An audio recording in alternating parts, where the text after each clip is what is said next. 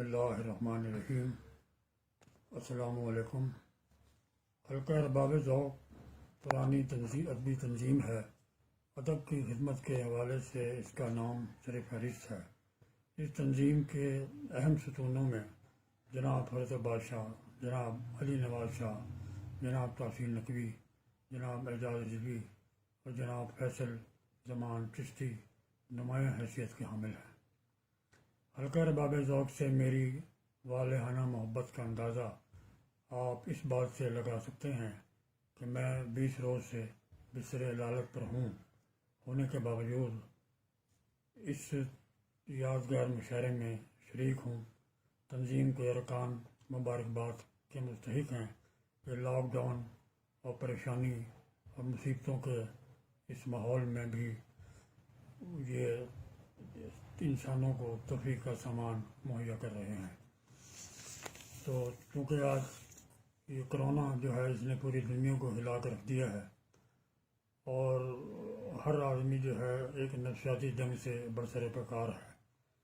یہاں جس کو معمولی سی کھانسی بھی ہو جاتی ہے تو وہ اپنے آپ کو یہی سمجھنے لگتا ہے کہ یہ میں کرونا کا شکار ہو گیا ہوں، حالانکہ ایسا نہیں ہے کہ وہ اس کے علامات اور ہیں۔ کھانسی اور بخار کا مطلب یہ نہیں ہے کہ جس کو کھانسی اور بخار ہو وہ کرونا کے مریض نکلا ہے، ایسا ممکن نہیں ہے۔ اس غلط فہمی کو دور کرنے کی ضرورت ہے۔ تو میں اس مشاعرے میں پہلے اپنے 4 قطعے پیش کروں گا جو سارے کرونا کے بارے میں لکھے ہوئے ہیں۔ ایک قطعہ ہے جس کا عنوان ہے گھر میں ہم۔ چاروں طرف ہیں موت کے سائے رواں دواں، اللہ آ گئے ہیں یہ کس کی نظر میں ہم، کوئی بھی پاس لگتا نہیں ماسک دیکھ کر، لاوارثوں کی طرح اکیلے ہیں گھر میں ہم۔ اور جناب یہ دوسرا قطعہ ہے، کورٹ نے ایک اپنے ریمارکس دیے تھے سپریم کورٹ نے، اس کو میں نے یہاں کوٹ کیا ہے کہ ایک قیامت کا سامنا ہے ہمیں، ایک قیامت کا سامنا ہے ہمیں،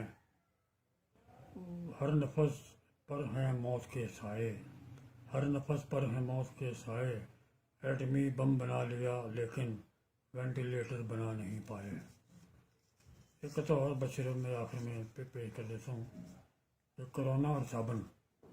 بجٹ بگڑا ہوا ہے دوستو اپنے گھرانوں کا، بجٹ بگڑا ہوا ہے دوستو اپنے گھرانوں کا، کرونا جیسی بیماری کو اب کر دو کہیں چلتا، مقدر کی لکیریں مٹ نہ جائیں ہاتھ دھو دھو کر، جو صابن 4 دن چلنا تھا وہ 2 دن نہیں چلتا۔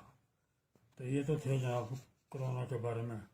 اور اب میں ایک غزل میں نے یہاں بستر علالت پہ لکھی ہے اور یہ اتنی تازہ ہے کہ اس پر نظر ثانی کی مہلت نہیں مل سکی۔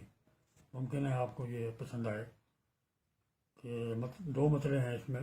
پہلا مطلع ہے، آفس سے جب دیر گئے گھر جاتا ہوں، آفس سے جب دیر گئے گھر جاتا ہوں، گھر میں داخل ہوتے سمے بکھر جاتا ہوں، آفس سے جب دیر گئے میں گھر جاتا ہوں، گھر میں داخل ہوتے سمے بکھر جاتا ہوں، جب بھی اپنے شہر سے میں باہر جاتا ہوں، جب بھی اپنے شہر سے میں باہر جاتا ہوں، اپنی نیندیں اس کے حوالے کر جاتا ہوں، میرا منصف پرلے درجے کا احمق ہے، میرا منصف پرلے درجے کا احمق ہے، چہرہ میں انصاف کا دیکھ کر ڈر جاتا ہوں، تیرتے دیکھتا ہوں جب ان آنکھوں میں آنسو، تیرتے دیکھتا ہوں جب ان آنکھوں میں آنسو، وہ زندہ رہتا ہے اور میں مر جاتا ہوں، اور بستر کی شکنیں میری چغلی کھاتی ہیں، بستر کی شکنیں میری چغلی کھاتی ہیں،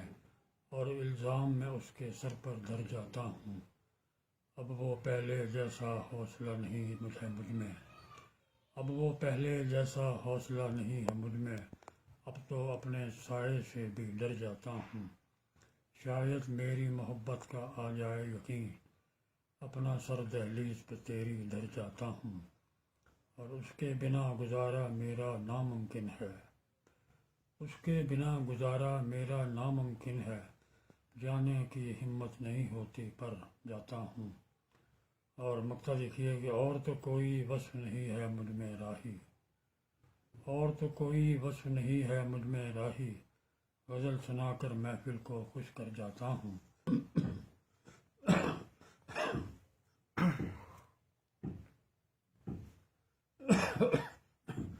یہ بڑی خوش آئند بات ہے کہ پریشانی، تذبذب، مصیبت اور موت کے سائے میں پلتی ہوئی زندگی کے ارد گرد کچھ ایسے لوگ بھی ہمیں میسر ہیں جو لوگوں کے غموں کو غلط کرنے کے لیے ایسی محفلوں کا انعقاد کرتے ہیں، جس سے کچھ دیر کے لیے انسان ان مصیبتوں سے دور ہو جاتا ہے جو اس کے سر پر موت بن کر منڈلا رہی ہیں۔